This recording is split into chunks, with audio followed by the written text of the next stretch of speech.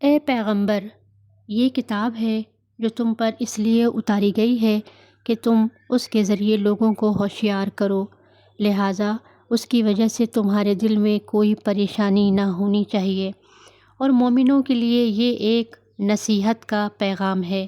لوگوں، جو کتاب تم پر تمہارے پروردگار کی طرف سے اتاری گئی ہے اس کے پیچھے چلو، اور اپنے پروردگار کو چھوڑ کر دوسرے من گھڑت سرپرستوں کے پیچھے نہ چلو، مگر تم لوگ نصیحت کم ہی مانتے ہو۔ کتنی ہی بستیاں ہیں جن کو ہم نے ہلاک کیا، چنانچہ ان کے پاس ہمارا عذاب راتوں رات آ گیا، یا ایسے وقت آیا جب وہ دوپہر کو آرام کر رہے تھے، پھر جب ان پر ہمارا عذاب آ پہنچا تو ان کے پاس کہنے کو اور تو کچھ نہ تھا، بس بول اٹھے کہ واقعی ہم ہی ظالم تھے۔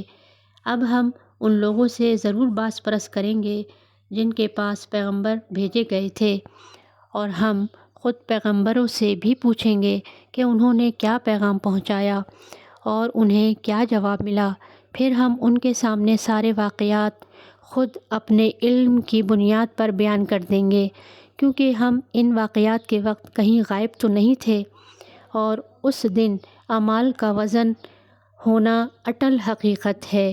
چنانچہ جن کی ترازو کے پلے بھاری ہوں گے وہی فلاح پانے والے ہوں گے، اور جن کی ترازو کے پلے ہلکے ہوں گے وہی لوگ جنہوں نے ہماری آیتوں کے ساتھ زیادتیاں کر کر کے خود اپنی جانوں کو گھاٹے میں ڈالا ہے۔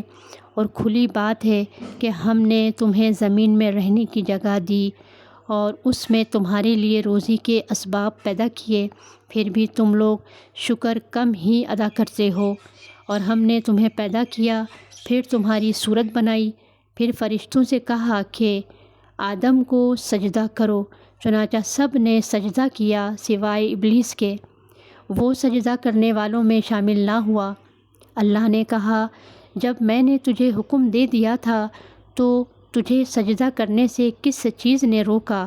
وہ بولا، میں اس سے بہتر ہوں، تو نے مجھے آگ سے پیدا کیا اور اس کو مٹی سے پیدا کیا۔ اللہ نے کہا، اچھا تو یہاں سے نیچے اتر، کیونکہ تجھے یہ حق نہیں پہنچتا کہ یہاں تکبر کرے، اب نکل جا، یقیناً تو ذلیلوں میں سے ہے۔ اس نے کہا، مجھے اس دن تک زندہ رہنے کی مہلت دے دے جس دن لوگوں کو قبروں سے زندہ کر کے اٹھایا جائے گا۔ اللہ نے فرمایا، تجھے مہلت دے دی گئی۔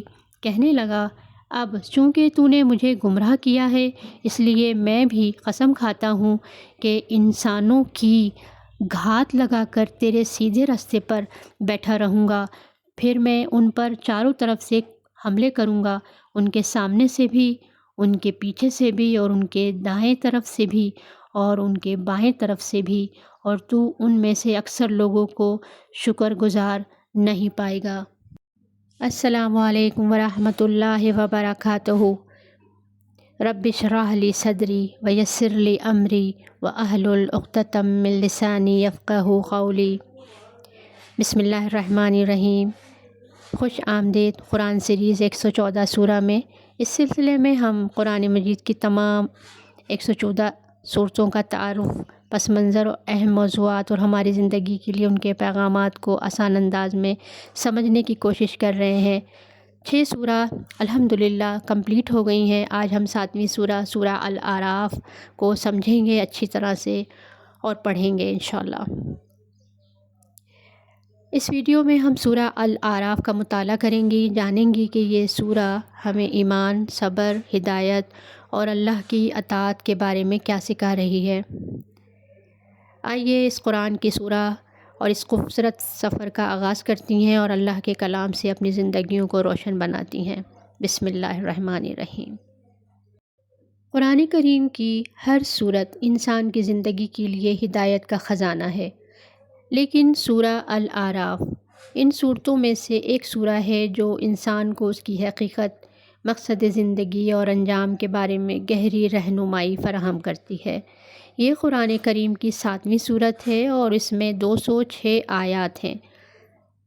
اس کا نام الاعراف اس مقام کی وجہ سے رکھا گیا جو جنت اور جہنم کے درمیان ہوگا۔ سورہ الاعراف مکی سورہ ہے اور اس کا بڑا حصہ مکہ مکرمہ میں نازل ہوا۔ اس وقت مسلمان شدید مشکلات کا شکار تھے، شدید مخالفت، ظلم و ستم اور آزمائشوں سے گزر رہے تھے۔ اللہ تعالیٰ نے اس سورہ کے ذریعے ایمان والوں کو تسلی دی ہے، ان کے حوصلے بلند کیے اور بتایا کہ حق کا راستہ ہمیشہ آزمائشوں سے ہی گزرتا ہے، لیکن انجام کار کامیابی اہل ایمان ہی کو ہوتی ہے۔ اس سورہ کا بنیادی پیغام یہ ہے کہ انسان اللہ کی ہدایت کو قبول کر لے، انبیاء علیہ السلام کی تعلیمات پر عمل کریں اور شیطان کے دھوکے سے بچیں، اللہ کی اطاعت دل سے اختیار کریں۔ اللہ تعالیٰ بار بار انسان کو یاد دلاتے ہیں کہ دنیا عارضی ہے جبکہ آخرت دائمی۔ جو لوگ اللہ کی ہدایت پر چلیں گے وہ کامیاب ہوں گے، اور جو تکبر اختیار کریں گے، نافرمانی کریں گے اور گناہوں میں مبتلا رہیں گے، وہ خسارے میں ہیں۔ سورہ الاعراف کا ایک اہم موضوع ہے حضرت آدم علیہ السلام اور ابلیس کا واقعہ۔ جب آپ قرآن کریم کو کھولیں گی، سورہ الاعراف کو پڑھیں گی، تو آپ کو ترجمے سے معلوم ہو جائے گا کہ سب سے اول جو حصہ ہے وہ حضرت آدم علیہ السلام اور ابلیس کے واقعہ کا ذکر ملتا ہے۔ اللہ تعالیٰ نے فرشتوں کو آدم علیہ السلام کے سامنے سجدہ کرنے کا حکم دیا۔ سب نے حکم مان لیا، لیکن ابلیس نے تکبر کیا اور انکار کر دیا۔ ابلیس کا یہ تکبر اس کی تباہی کا سبب بنا۔ اس واقعے سے ہمیں یہ سبق ملتا ہے کہ تکبر انسان کو اللہ سے دور کر دیتا ہے، جبکہ عاجزی اور فرما برداری اللہ کی رضا کا ذریعہ بنتی ہے۔ اس سورہ میں بار بار شیطان کے دھوکوں سے خبردار کیا گیا ہے۔ شیطان انسان کو گناہ، غفلت اور نافرمانی کی طرف بلاتا ہے۔ آج کے دور میں بھی شیطان مختلف شکلوں میں انسانوں کے پیچھے لگا ہوا ہے۔ گناہوں کو معمولی بنا کر پیش کرنا، دین سے دوری پیدا کرنا، حسد کرنا، نفرت کرنا، تکبر سے بھرے الفاظ منہ سے نکالنا، وقت کو فضول کاموں میں ضائع کرنا۔ ایک مسلمان کو ہر وقت اللہ کی پناہ مانگتے رہنا چاہیے اور قرآن اور سنت کو مضبوطی سے تھامے رکھنا چاہیے۔ سورہ الاعراف میں کئی انبیاء کے حالات بھی ہمیں ملتے ہیں، جیسے حضرت نوح علیہ السلام۔ انہوں نے اپنی قوم کو طویل عرصے تک اللہ کی طرف بلایا، لیکن اکثر لوگوں نے انکار کیا۔ آخرکار اللہ نے مومنوں کو نجات دی اور ظالموں کو عذاب دیا۔ حضرت ہود علیہ السلام، قوم عاد طاقتور قوم تھی، لیکن تکبر میں مبتلا ہو گئی۔ انہوں نے اللہ کے احکام کو نظر انداز کیا، جس کے نتیجے میں عذاب آ گیا۔ حضرت صالح علیہ السلام، قوم سمود نے اللہ کی نشانیوں کا انکار کیا اور سرکشی اختیار کی، ان کا انجام بھی عبرتناک ہوا۔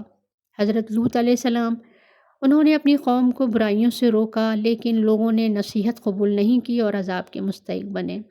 حضرت شعیب علیہ السلام، انہوں نے تجارت میں دیانتداری اور انصاف کی دعوت دی۔ ان کی قوم دھوکے دہی کرتی رہا کرتی تھی اور اصلاح سے انکار کرتی تھی۔